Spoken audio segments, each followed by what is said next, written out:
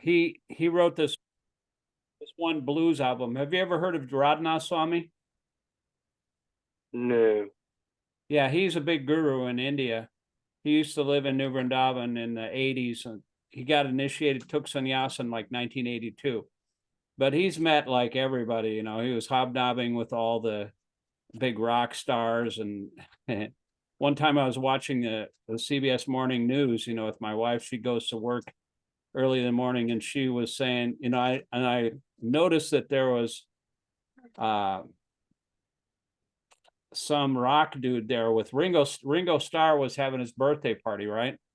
And he's Okay. with, you know, and what's his name? A guitarist for the Eagles. I forget what his name is, but I saw him, and then I mentioned that to my wife, and she said, "Yeah, but there's Radha Swami." And I looked, and there he was. And so he's been, you know, he's hobnobbed with all the big, you know, celebrities and Barack Obama and the Dalai Lama and everybody, you know. So he's like really powerful. Accepted. Yeah. They have such an operation of feeding people during the Kartik month in November. You know, it's a big festival time, and they have this factory of prasadam. They cook it like scientifically, and there's huge vats, and they feed like 6,000 people in one sitting, you know, and they have it on a conveyor belt that goes, and then they break it all down and bring it to the next town. Like one's in Govardhan Hill, and then the other one's in Vrindavan. But it's really amazing how they do it. They're really smart. All these Indian guys, most of them are like engineers, disciples of Radha Swami, and they're really, really intelligent. If you go to, like, if you'll see like a lot of engineering students at CMU here in Pittsburgh, they're, you know, either Chinese or Indian. There's a big community here in Pittsburgh of Indian, really doctors and engineers and kind of like that, you know. They're going to be building that temple up in Moon. Shama Sundar is building a temple up there, and they're going to build a Govinda's restaurant as well. I mean, they should open that buffet restaurant near in the Pittsburgh Kirtan Center pretty soon. Within a month, I would say that'll be open for you know, they have like a serving table, and people can sit around the portico of the storefront there in front of the windows, and that'll be a popular place for lunch and stuff, you know. But and then they can plug their events there consistently now too. Yeah, they're having, so it'll get big, tonight, you know. But anyway, I think we should get started here. That's fun. We're on text 35. All righty. And I'll just let's take turns reading either a translation or a paragraph. I'm not going to read the Sanskrit because. Can you see that now? Oh yeah. Yeah, I got my book too. Oh, you got your book always, yeah. Yep. Okay. So you can read the first paragraph after I read this translation.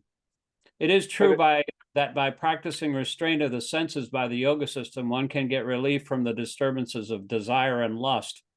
But this is not sufficient to give satisfaction to the soul, for this satisfaction is derived from devotional service to the personality of Godhead.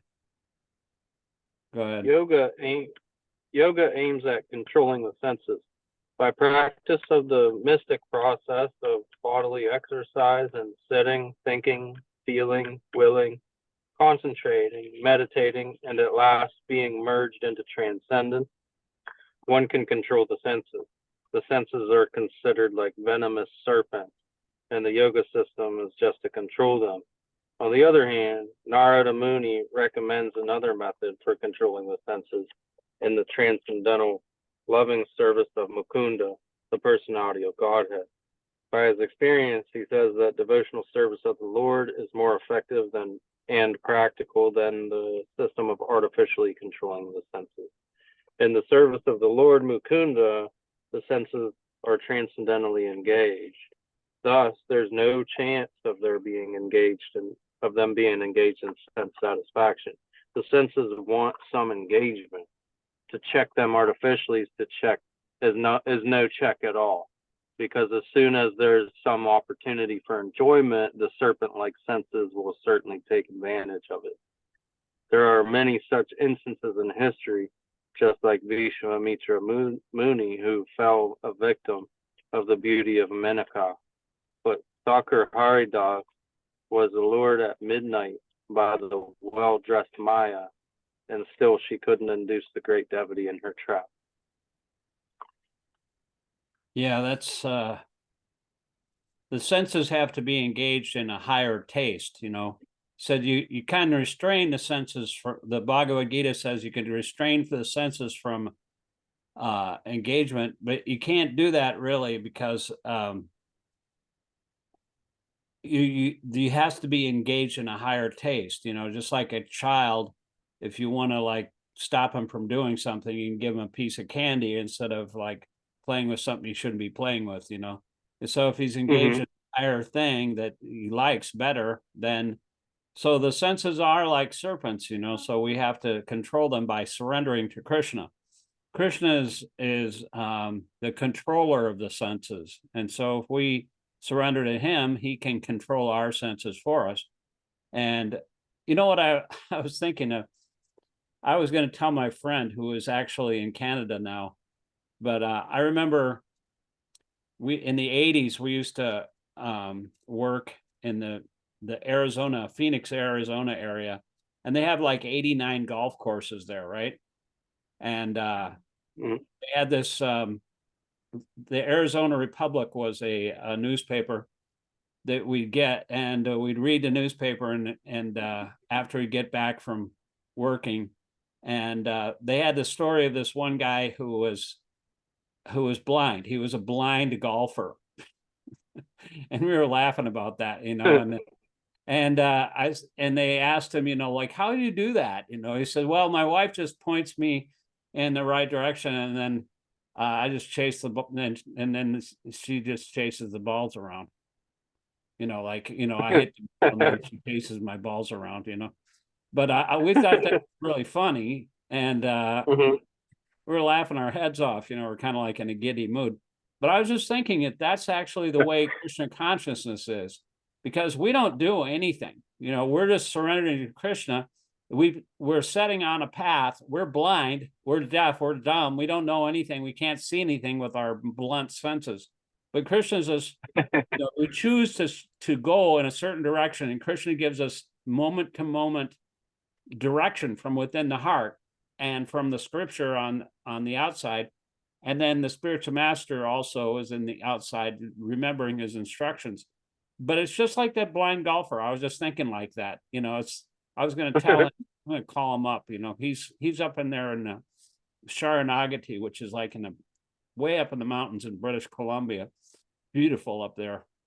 But tell him we are just thinking that's it. You have to have that helpless idea of not doing anything.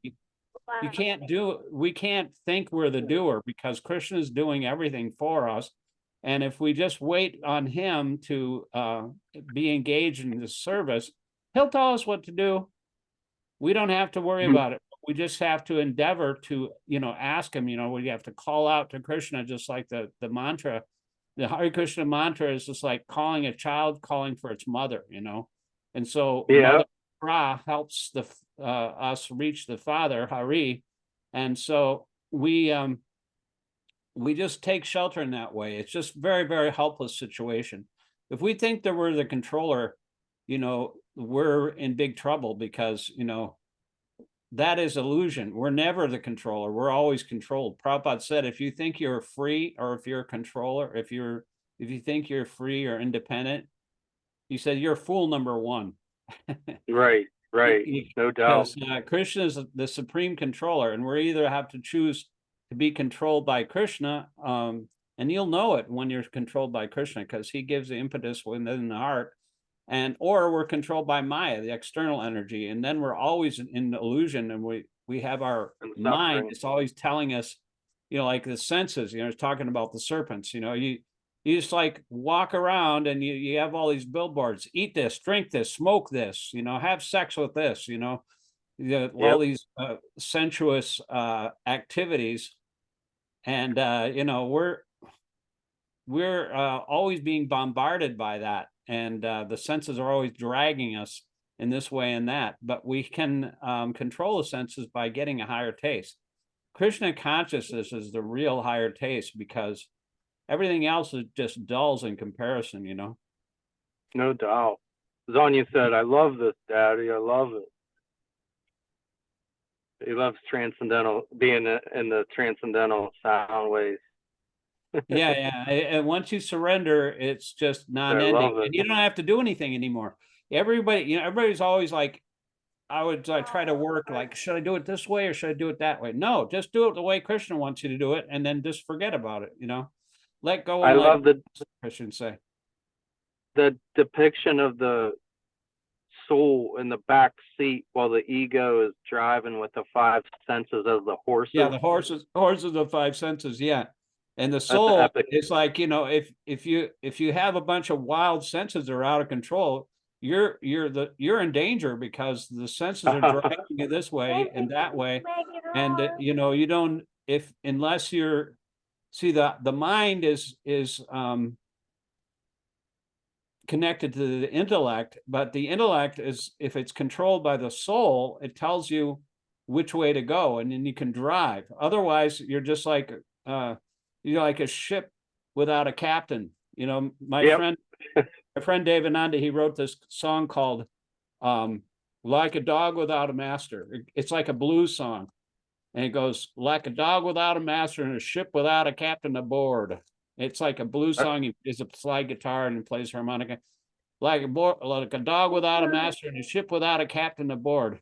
You'd be living in until the day you'd bow down to the Lord.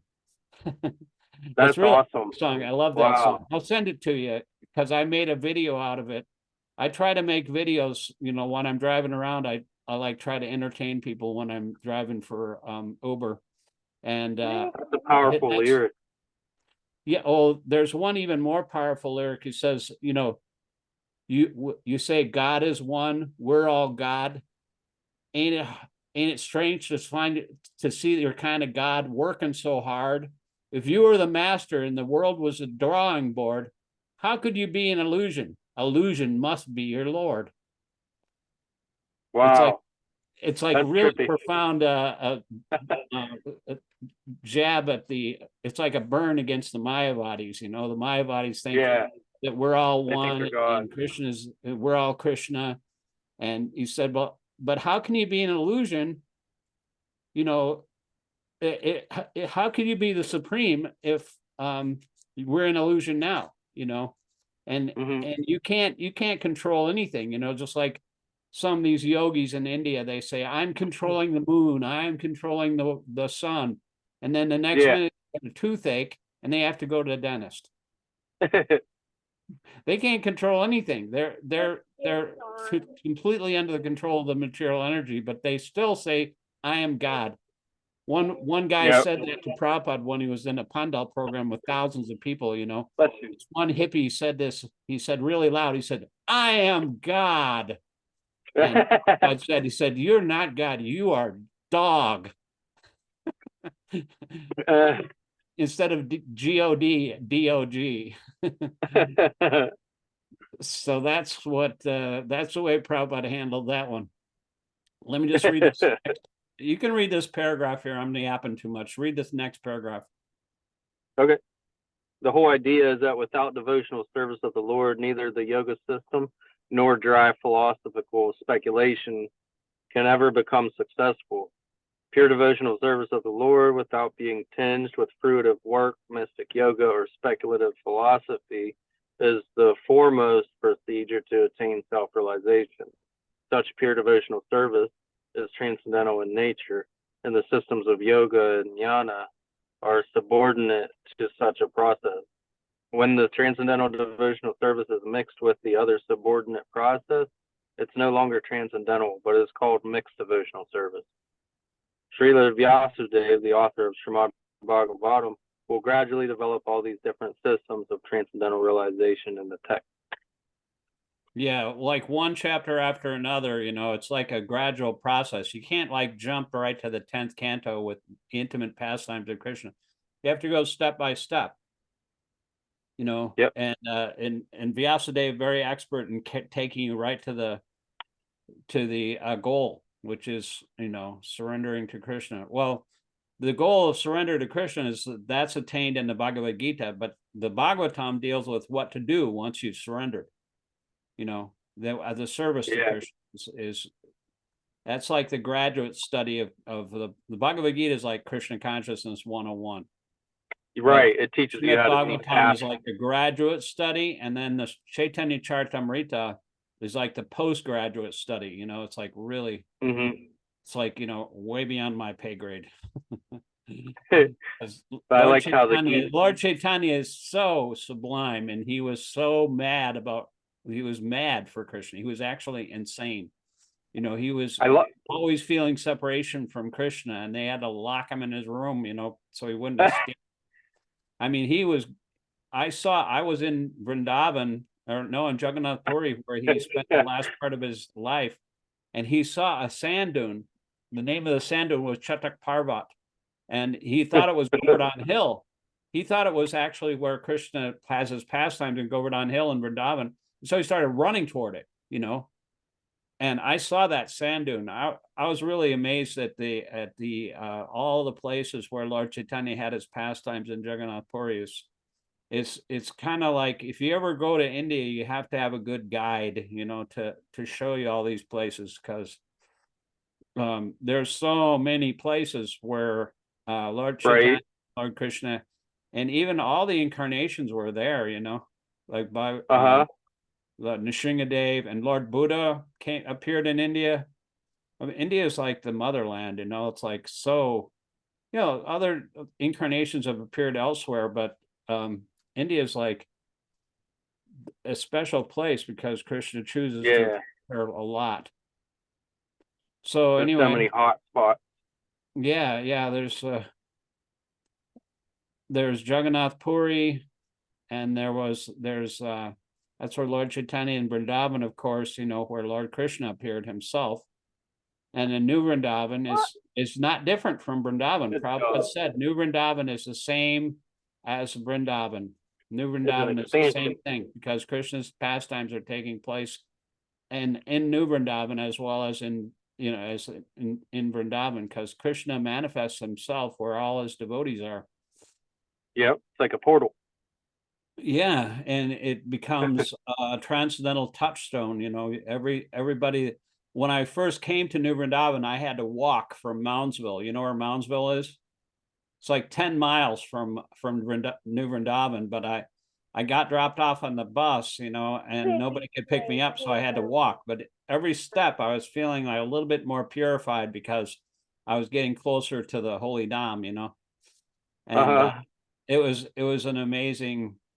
I'm glad I had to walk there, Prabhupada said you have to like undergo a little bit of austerity in order to get to New Vrindavan, because it used to be all mud. They didn't have any paved roads back in the brahmachari ashram, and it was so muddy that the brahmacharis would, the first thing you come and you get, it's like a communist system, because you get all your needs taken care of. You get your boots for the mud.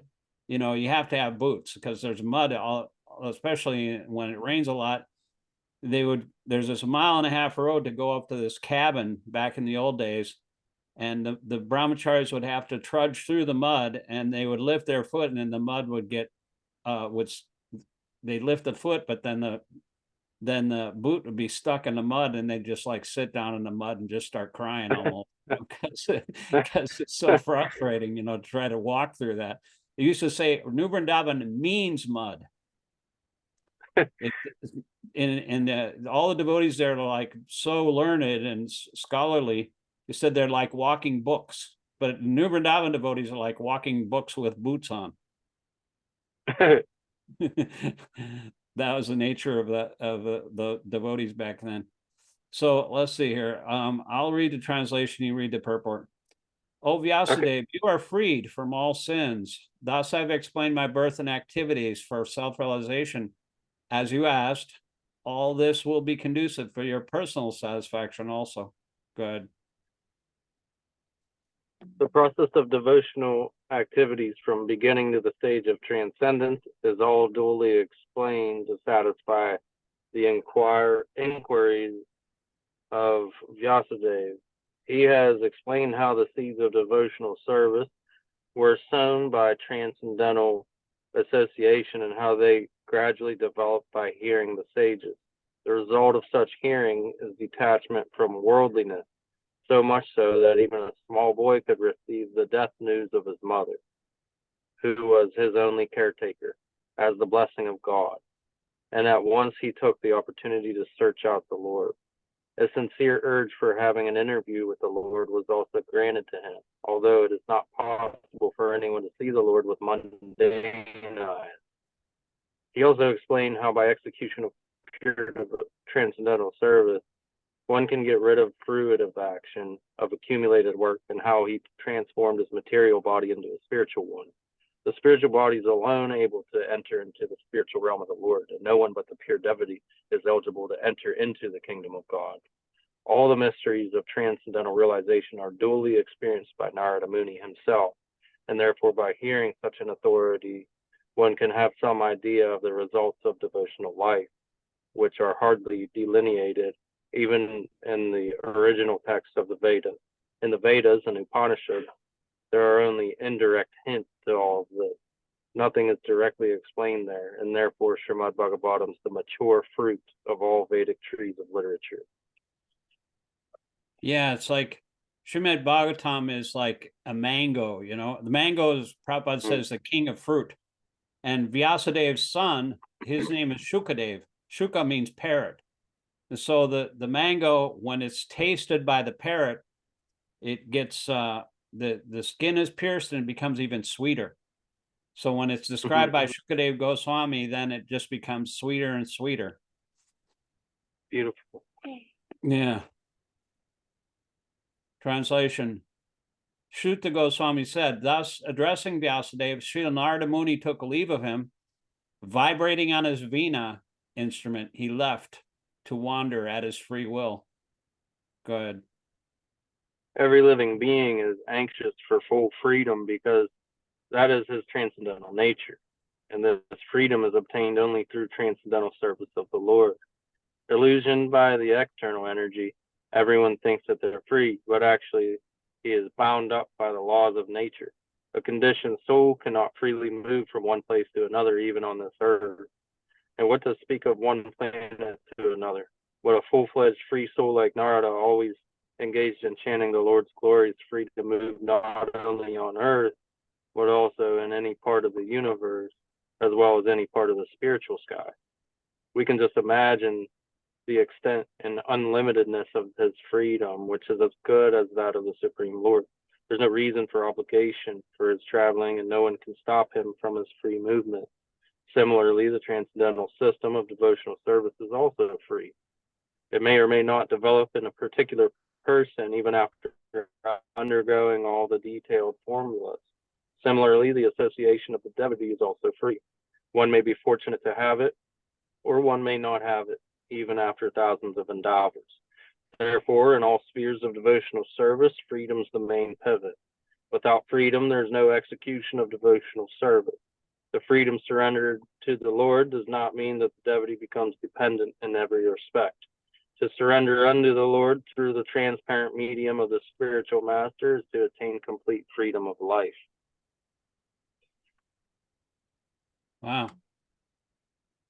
Powerful. Yeah. Narada Muni, he's always like about 5-6 inches off the ground. You know, he never touches the ground. Always on the move. I mean, it must be nice, you know, like they're building all these guys, like all the billionaires, they don't know what to do with their money. They should give it to Krishna, actually. That's what they should do with their money. but they have so much money, they just build these rockets, they go out to outer space, and Elon Musk, he wants to go to Mars, and what's his name, Jeff Bezos, he has his Origins rocket. It looks like a penis because he's like he's probably got some insufficiencies in that area, so he wants to build a huge rocket, like that, to make up for his own deficiencies. That's what I think is like a psychological thing, It's like that Shrek king of Lord Farquhar in Shrek. Oh, okay. He had like a huge palace, but he was like a little tiny guy, and so he was making up for his own things, building these huge That's palaces. hilarious. I think that's like the very similar mentality that you gotta you gotta like compensate for your own deficiencies. Okay, text. Let's see here. Text 38. All glory and success to Srila Narada Muni, because he glorifies the activities of personality of Godhead, and by doing so, he himself takes pleasure, and also enlivens all the distressed souls of the universe. Go ahead. Sri Narada Muni plays on his instrument to glorify the transcendental activities of the Lord, and to give relief to all miserable living entities of the universe. No one is happy here within the universe, and what is felt as happiness is Maya's illusion. The illusory energy of the Lord is so strong that even the hog who lives on filthy stool feels happy. No one can be truly happy within the material world. Srila Narada Muni, in order to enlighten the miserable inhabitants, wanders everywhere. His mission is to get them back home, back to Godhead. That is the mission of all genuine devotees of the Lord, following in the footsteps of that great sage. Yeah, every living entity is feeling happy, Actually, there's a pastime about that. One time the demigods were like, they were engaged in a battle, but Narada Muni not Narada Muni, but King Indra, he's the king of heaven, like the material heaven. All the demigods live in Indra Loka, which is like a really super fabulous place, where people live for thousands of years, and they have a lifestyle that you can't even imagine compared to Earth. This place sucks compared there, but he was cursed. He was cursed by his because of some offense, and he had to take birth as a hog. Yeah. On the earth. And so, all of a sudden, he was like living as a hog. He had his hog wife, his sow, hog wife, and his little piglets, and then all the demigods were attacked by the demons. And so they asked Indra, they said, Indra, you got to come back to heaven. We're being attacked by the demons now. And I'm good.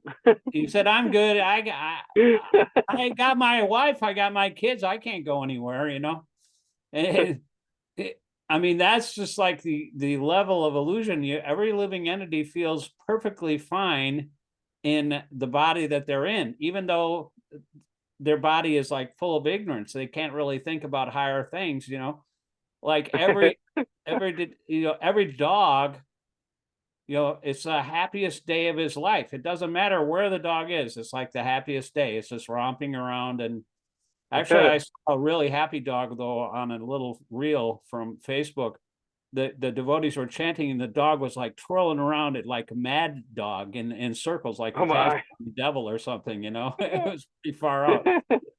That was like, but Prabhupada even said, if a child can take part in the chanting, just like Zannu says, Hare Krishna, Hare Bo, and then a dog can even take part in the chanting. Mm-hmm. Because it definitely has a strong effect on their behavior and that. Yeah, well, it's natural because it's connected to the soul. The soul is within the heart, and the super soul is also in the heart. The super soul is like, they compared to two birds that are sitting in a tree, but they're not K-A-S-S-I-N-G. They're just two friendly birds. The one that the Atma is the individual soul, who we are. We're located in the heart area. That's why I have all these love songs, you're in my heart, I'm in your heart. But the super soul is the smarter, stronger bird, and he's, the individual soul, the Atma, is just aware of what's going on in his own body, all the pleasures and pains, thoughts and feelings, but I don't know what's going on in your body. Zannu doesn't know what's going on in my body. Nobody knows what's going on in anybody else's body, because it's just a localized consciousness, but the super soul, Paramatma, he's a smarter, stronger bird. He's so smart that he knows what's going on in everybody's body, because he kindly accompanies every living entity in the universe. He knows what's going on in everybody's body in the entire universe simultaneously. So that's a pretty smart bird. That is. That's awesome. And so when you connect with that bird and surrender to that bird, because he's a smarter, stronger bird, he'll lead you back to Godhead. That's what the yogis meditate on. But we can't meditate the way yogis are supposed to meditate. That's right at the beginning of the first verse that we read. You can't, yoga is not practical in this age, because we're bombarded by all these different sensory stimulation. Everybody's addicted to TikTok videos. Of course, that's going to be taken away pretty soon, maybe. But yeah, but everybody's going to be upset about that. But the thing is, we don't need all this stimuli. We could be happy just by connecting with the soul in the heart and the super soul. And in the names of Krishna, my name is Śikṣāṣtaka, and Śikṣāṣtaka is the 8 verses of the Lord Chaitanya Mahaprabhu. He said that my Lord, your holy name alone can render all benediction upon the living beings, and thus you have hundreds of millions of names like Krishna and Govinda. In these transcendental names, you've invested all your transcendental energies. In other words, he invests all his energies into the name of Krishna and Rama and all the holy names. And so when you hear that, you vibrate it with your tongue and it enters your ear, it immediately connects you to the super soul in the heart. And it's like, instead of the yoga process where you got to sit and meditate and stare at the tip of your nose with half closed eyes, nobody can do that. Nobody has any attention span in this day and age. They can't sit for any length of time and sit and stare at the tip of their nose. They would get bored in about 2 minutes. In fact, everybody has to have like at least at most like a 30-second Super Bowl commercial to grab their attention. Otherwise they'll just space out. We have no attention span. So the best way to the best way to connect with the source of liveliness, Krishna consciousness is ever fresh. And another part of my name is Ananda Buddhivardhanam. It's like the ever increasing ocean of transcendental bliss. It's ever fresh, and it's always youthful and fresh and new.